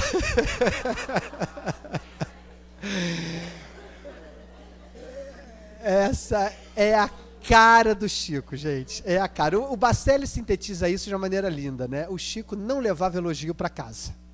Isso é ótimo, né? Isso é bobagem nossa de não levar desaforo para casa, né? O Chico não levava elogio para casa. E essa é uma síntese, né? O versinho está lindo. Eu fico pensando no senhor, eu não sei porque que eu imagino que é um senhor, que deu para o Chico, fez o versinho dele, mandou fazer a caixa. Ele, na mesma hora, esse apóstolo do bem é nosso amigo Lineu Meirelles. E passou para frente. Essa é boa, né? Vamos andando, gente. Vamos andando para terminar. Ah, eles aí, ó. Saudade, né? Hein? Quem não tá, né? Aqui, ó. Camisa do Chico. A alegria de mamãe, quando recebia, ela juntava a gente para ler a carta do Chico. Então ela lia a carta. Tinha lido antes, já várias vezes, mas juntava todos nós na hora. E lia. A alegria dela era transcendente. A alegria dela quando sabia que o Chico tinha confirmado, que era pelos telegramas. Eu até ia colocar um telegrama aqui, não coloquei. Tem vários telegramas, dezenas de telegramas. Não tenho a conta de quantos, mas muitos telegramas. No caso, eu tenho do Chico para os meus pais, mas eu sei que eles também mandavam, confirmando a ida. Naquela época, né? Eu imagino o Chico hoje com o Facebook, o WhatsApp, ele ia se divertir. Quando chegava uma viagem, segunda-feira de Uberaba, 6h30, a primeira coisa que ela fazia era o telegrama fonado. Ah, telegrama fonado, ligava para o correio, é. Por isso que na carta foi. Fiquei feliz quando tinha. Era a primeira coisa, depois de 11, 12 horas de viagem, a primeira coisa. Leonardo está lembrando aqui dos telegramas fonados. Alguém de vocês pode lembrar disso? Era um serviço que o correio desenvolveu, que a gente ligava para o correio e passava um telegrama. Então ele mandava, mamãe mandava dizendo que chegou bem. Depois, nos anos 90, a ida a Uberaba se escasseou, problemas de saúde do Chico, as idas ficaram mais... Grupo da Fé fundado, o Chico também sabendo do compromisso aqui no Grupo da Fé, e também a saúde do Chico, enfim. Aí, domingo à noite, mamãe, todo domingo à noite, ligava para Dona Zilda, 8 horas da noite, para saber notícias do Chico. Ela parava a casa, né? A casa parava, que ela ficava, Dona Zilda, mas alegria no rosto de mamãe. E estava falando com Dona Zilda e sabendo notícias. Tudo que vinculava ela a Chico Xavier, a qualquer contato próximo, ou dessa forma, através de carta, telegrama ou telefonema, deixava ela num estado de êxtase. Eu concordo plenamente com o que foi dito aqui, que nós não sabíamos quem era Chico Xavier. Mas das pessoas que eu conheci, que mais sabia quem era Chico Xavier, era minha mãe. Pode que ela não soubesse tudo, porque o homem não é fácil você alcançar ele com os nossos olhos. Mas a pessoa que eu conheci, que mais identificou Chico Xavier, que tinha, eu vou chamar assim para ser preciso, relativa noção de o que Chico Xavier era, mas uma noção mais relativa do que a maioria das pessoas, era a mamãe. Ela sempre nos passou isso. Ela nunca tergiversou, se eu posso usar essa palavra, ela nunca titubeou sobre quem era Chico Xavier. Ela sempre teve ele mais alta conta, esse papo de chiquista, ela sempre achou elogio, e era Chico, o que Chico dissesse é escrito em pedra. Nós fomos criados nesse ambiente. O que o Chico disse, se nós não entendemos o que o Chico disse, é problema nosso, mas está certo. Não se questiona. Olha aí, ó. Seu Lineu garoto, Dona Leni também, ó. Foto boa, né? Eles no meio do Chico, olha aí, os vestidos. Mamãe sempre usava vestidos assim. Agora, gente, para terminando, aguenta coração. Essa carta aqui, saindo um pouquinho, mas acho que não sai muito não. Essa carta é de mamãe, para o Jeff. E eu vou ler ela para nós. Essa carta, eu achei ela lá, agora. Tu tá olhando assim, nem te contei essa, né? Essa carta é de 15 de agosto de 2006. Nós subimos da enfermidade de mamãe em julho e ela desencarnou 31 de outubro. Então essa carta foi no momento em que ela teve uma breve melhora. Eu costumo dizer, vocês viveram isso de certa forma até mais do que eu. Como vocês sabem, eu moro em Torres. Vim para cá nessa época 2 vezes, mas não fiquei aqui o tempo inteiro. E eu considero que esse desencarne de mamãe causou em alguns de nós aquela sensação assim, mas logo com ela, se acontece com ela, o que vai ser comigo? Não é? Deu aquela titubeada, porque a gente entende pouco ainda do assunto, não é? A gente entende um pouco dessas coisas do céu. Então a gente deu uma, eu diria, tenho certeza que não falo por todos, mas também sei que falo por alguns, deu uma titubeada na nossa fé. Se acontece isso com a Helenir, que está fazendo tudo isso, e nós sabemos tudo o que ela fazia, o que será de mim? Né? E então, ela sabia. Eu lembro sempre da pergunta 1, 2, 3 do Livro dos Espíritos, né? Que a primeira parte da resposta é: como ousais pedir a Deus conta dos seus atos? Eu costumo, nas minhas reflexões, dizer que quando mamãe ficou doente, eu ousei pedir a Deus conta dos seus atos. Depois eu me dou conta que durante a vida a gente ousa pedir a Deus conta dos nossos atos, dos seus atos, muitas vezes, né? E essa pergunta do Livro do Espírito, aquele jeito bacana que o Espírito da Verdade respondia a Kardec muitas vezes, né? Como ousais pedir a Deus conta dos seus atos? Então, mamãe escreveu essa carta. Não sei se todo mundo consegue ler, mas eu vou ler. Queridos, uma carta aberta. Niterói, 15 de agosto de 2006. Queridos amigos e irmãos em Cristo, agradeço a todos, todos mesmo. O carinho, o pensamento em forma de oração, as orações. O cumprimento do dever em Cristo, com letra maiúscula. As cartas, os bilhetes, os CDs, os telefonemas, que muitos de vocês fizeram. Sempre que pensarem na Helenir, pensem nela entrando no grupo da fé, alegre, subindo a rampa, olhando as plantas e sorrindo para vocês. Olha, ela botou negritado isso. Os exames estão ótimos, surpreendendo até mesmo os médicos. Mas não se iludam, sei muito bem o que estou passando e vou passar. Mas sigo os ensinamentos do Senhor. Tende bom ânimo, eu venci o mundo. Tenho saído hora para exames, hora para receber os remédios em clínica. Hoje, 15/8, vou ao cardiologista. A cardiologista está aí? Era você? Não. Vou ao cardiologista. Amanhã devo internar apenas por 24 horas para colocar o catéter para me aliviar. Volto semana que vem para fazer uma série de quimioterapia, 7 ou 9. Assim me livro das agulhas na pele. Graças a Deus estou firme. A família muito tem me sustentado. Tenho recebido passes 2 vezes por dia, às 8 horas e à noite. Esses dias recebi a intuição. Estava orando, pedindo a Deus que me ajudasse para que a fé continuasse a ser um roteiro seguro no nosso caminho. Então veio a intuição clara e precisa. Evangelho segundo o Espiritismo, capítulo 6, item 7. Se desejarem, termino essa carta lendo o capítulo citado. Obrigada, 1000 vezes obrigada. Abraços da Helenir. Nota, assim que passar essa fase aguda, vou ver o AGE, Cavalão e a Escola Isis Terezinha. Aguardem. E ela está indo, continua a ver, né? passou a fase aguda e ela continua. Então, essa carta, eu quando li ela agora lá na minha casa, falei, essa carta continua vigente. Eu tenho que levar para o povo ler essa carta, porque ela continua vigente, né? Mamãe continua por aí organizando todo esse trabalho que vocês têm feito. Aí, ó. Isso aí foi quando ela resolveu andar de skate. Quebrou. Um só. Mas essa cara de alegria dela que todos nós lembramos, né? É com essa fisionomia, a alegria dela, como eu falava, de estar junto ao Chico, e a alegria dela de estar no Jeff, né? Todos nós sabemos, aquele bom dia nela na reunião de segunda-feira de manhã era um negócio que a gente ganhava a semana, aquele bom dia dela segunda-feira de manhã. E para terminar, eu vou contar essa história, porque eu acho que ela fecha o que eu estava tentando dizer nessa noite de hoje, que é a história dos irmãos do arco-íris. Vocês lembram dessa história? Eu acho até que ela foi breve, não sei se ela foi brevemente mencionada hoje, mas eu sei que a dona Cidália foi mencionada hoje, né? A Cidália, que foi esse anjo prometido, né, por Dona Maria João de Deus, prometeu que enviaria um anjo para o Chico ficar calmo. E esse anjo veio. Geraldo hoje falou, eu também fico impressionado com uma mulher, naquela época, não sei se é justo eu dizer isso, mas eu vou dizer assim, que precisava casar. Era outra época, né?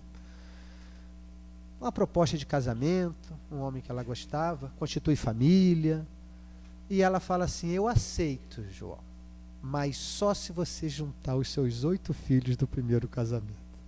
Geraldinho contou isso de manhã, mas eu estou contando, não, porque isso não existe. Isso não existe. E ainda teve mais 6. Eu caso, mas só se você trouxer de volta os seus 8 filhos. Que condição é essa, gente? Que condição? É um anjo. É um anjo. Aí... Tem só um detalhe. Uma amiga nossa, Noêmia Barbosa Batista, de Belo Horizonte, grande amiga do Chico, a gente a chama pelo nome de Nona. E certa vez, conversando com o Chico, ela sonhou com o Chico na espiritualidade, numa cidade espiritual. E depois voltou à Terra, foi a Uberaba e contou ao Chico o sonho. E o Chico explicou para ela, sabe, Nona, a cidade espiritual que você viu chama-se Cidália, em homenagem à Dona Cidália. A história que o John contou hoje, daquela mensagem que o Chico está no livro Mensagens de Inês de Castro, né, que fala sobre a visita do Chico à Dona Maria João de Deus e ao pai, a casa dele, antes de reencarnar, e ali nessa mensagem fala que era uma pessoa, a Dona Maria João de Deus, que já passou pela intelectualidade do mundo, coloca ela lá em cima, mas que naquela feita tinha optado pela tarefa da maternidade. Claro, da maternidade de Chico Xavier, porque tinha que ser uma pessoa desse nível. E a Cidália não fica atrás, né? A Cidália também é uma pessoa que nós temos convicção que é de alta envergadura espiritual e que veio desenvolver essa tarefa. Quando a Cidália recebeu o Chico, no filme está isso, aquela cena, né, onde ela recebe os filhos e o Chico chega com um camisolão. A Cidália está com algumas amigas e ela tenta levantar o camisolão do Chico e o Chico, tímido, não deixa. Ele se dirige a um cômodo reservado da casa e ali ela vê as feridas que tinham na barriga do Chico. Aí ela promete ao Chico que nunca mais alguém ia feri-lo. O Adelino, que conta esse caso de maneira linda no Chico de Francisco, ele fala assim, olha a expressão do Adelino, ela cumpriu essa promessa à maneira infalível dos anjos. Olha que coisa bonita. Ela cumpriu essa promessa à maneira infalível dos anjos. E ela foi esse anjo na vida do Chico. O Chico cresceu então com essa proteção. Fizeram a horta, né? Ela propôs fazer a horta, o Chico vendia as coisas os frutos da horta pela cidade.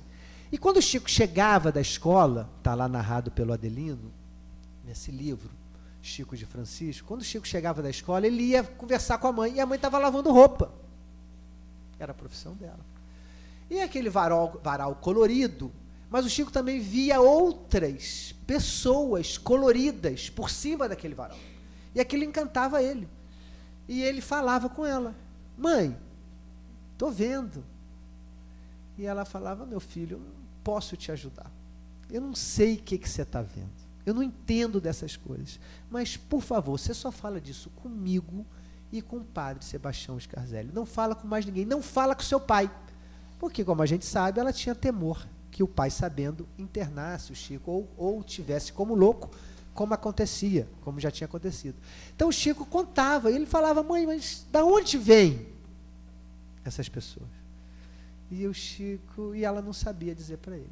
Ele mesmo responde, então, porque ele continuava vendo. Ele fala, mãe, já sei de onde eles vêm. Eles vêm do arco-íris. Porque eles aparecem com roupa toda colorida. Na sua expressão infantil, foi o que ele conseguiu verbalizar. Que essas criaturas vinham do arco-íris. No ano 31, a história com o Chico não foi fácil, né? Então, essa segunda mãe, ele ainda jovem, com 21 anos, já adulto, mas tinha nela a sua grande, antes de publicar o primeiro livro, ou seja, as dificuldades que viriam depois, e não foram poucas, ele não teria esse apreço materno, esse colo, esse carinho. Ele, no leito de morte, ele pede para ela não desencarnar. Aí ela fala que, ela sabia que estava próximo o momento, ela fala que ele ia ficar com os irmãos do arco-íris, para ele não se preocupar. E aí, ela desencarna e Chico tem a vida que a gente sabe que ele teve. Aí tem uma foto dela, uma foto dele, e aqui essa coisa bonita que vocês têm aqui no Grupo da Fé, que eu não resisti de fotografar, viu, Geraldo? Isso aqui é a Cidália. Esse é o Chico. E aqui é a horta deles. Esse é a Cidália, o Chiquinho, né? Segundo me apresentaram, é o Chiquinho. É o Chiquinho. É o Chiquinho e a dona Cidália está aqui na horta, né? Ali está ela, ali está ele e tal. E o que eu quero dizer, para fechar, é que esse grande projeto da reencarnação, Chico Xavier, esses irmãos do arco-íris, eu costumo dizer, com cores mais ou menos vivazes, depende da nossa história e principalmente do que a gente vier a fazer, somos também nós.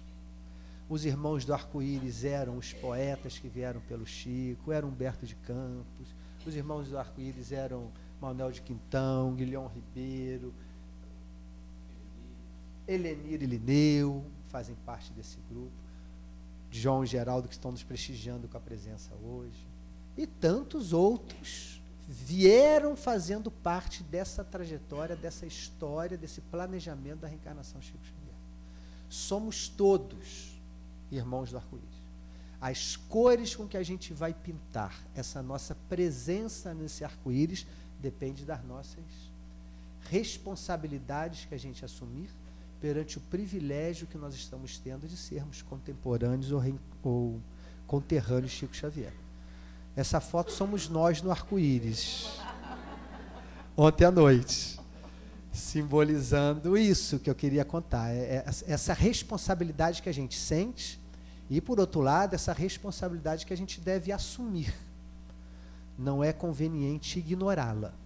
Não nos vai ajudar em nada ignorar a responsabilidade de ser partícipe desse planejamento da reencarnação Chico Xavier. Eu, quando falo isso, às vezes, nas minhas reflexões, digo assim, que estranho você se considerar parte da reencarnação de Chico Xavier. Fica um pouco estranho, né? Porque a pergunta óbvia que vem é, quem sou eu? Eu sei as bobagens que eu penso e faço? Eu sei a vida que eu levo? Então, quem sou eu para fazer parte desse projeto da reencarnação de Chico Xavier? Aí a resposta vem também nesse diálogo interno. Te vira. Você é parte e assuma parte dessa responsabilidade. E ela, eu, no caso falando de mim, que nesses momentos não é para dar exemplo pessoal, mas é porque eu prefiro falar de mim, porque acho que esse é um assunto que cada um deve falar de si. Aqui não se trata de... O palestrante falou uma coisa boa, você devia ter ido. Não tem uma coisa assim quando a gente volta em casa? Aqui não se trata disso, aqui se trata de cada um fazer suas reflexões internas e pensar com quais cores está conseguindo pintar a sua presença nesse projeto de reencarnação Chico Xavier. Alguns de vocês que estejam aqui estão falando, podem falar assim, mas eu não convivi com o Chico, não conheci tanto o Chico. Já é parte. Só de estar num ambiente como esse, frequentando uma casa como essa, ouvindo o que está ouvindo e sendo convocado a fazer o que vem sendo convocado a fazer, já é parte. E aí, como disse o John hoje, quando a gente chegar lá em cima, a gente vai ter que dar conta, não é para o Chico, e nem para Deus. A gente vai ter que dar conta para nós mesmos o que nós fizemos com essa responsabilidade. Que a paz de Jesus fique então em nossos corações.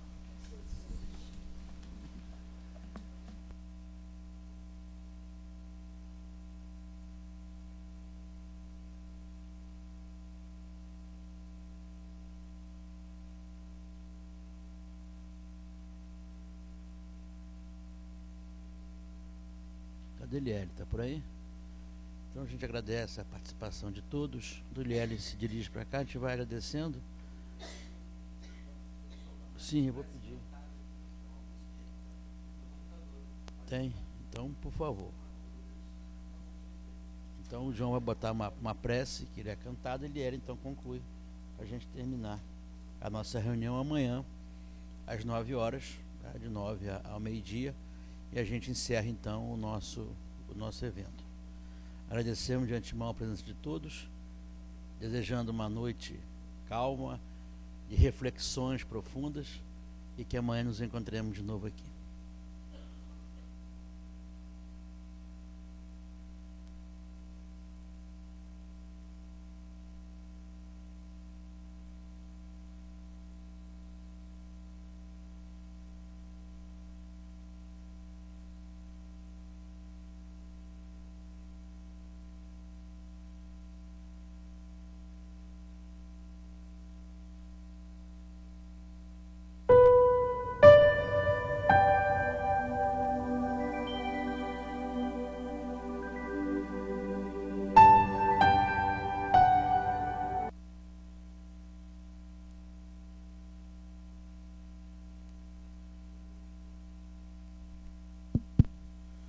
O companheiro lá da casa de Chico Xavier, o Elcio, 1 ano e meio talvez depois da casa de Chico ter sido fundada, sonhou com Chico Xavier, dizendo mais ou menos assim: vocês estão falando muito em meu nome, mas estão esquecendo do nome mais importante, nosso guia e nosso modelo.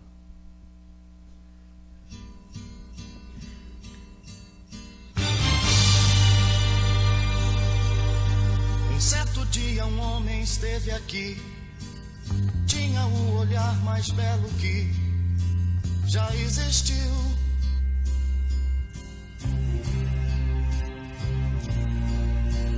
Tinha no cantar uma oração, no falar a mais linda canção que já se ouviu.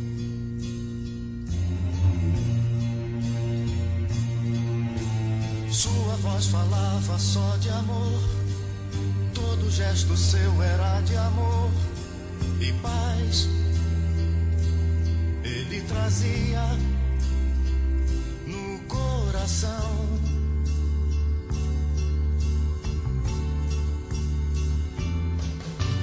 Ele pelos campos caminhou, subiu as montanhas e falou do amor maior.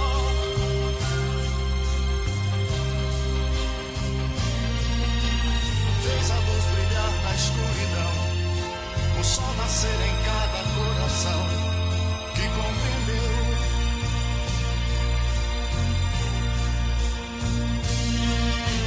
Que além da vida que se tem, existe uma outra vida além. E assim, renascer, morrer não é o fim.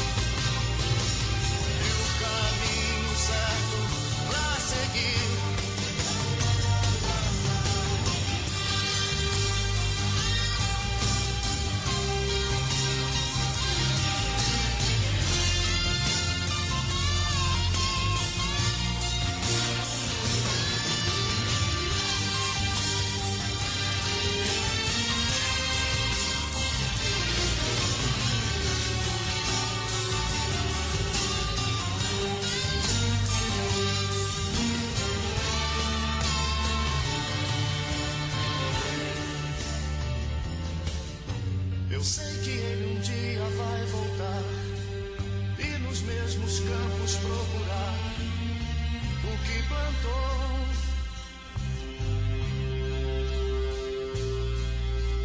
E colher o que de bom nasceu, chorar pela semente que morreu sem florescer.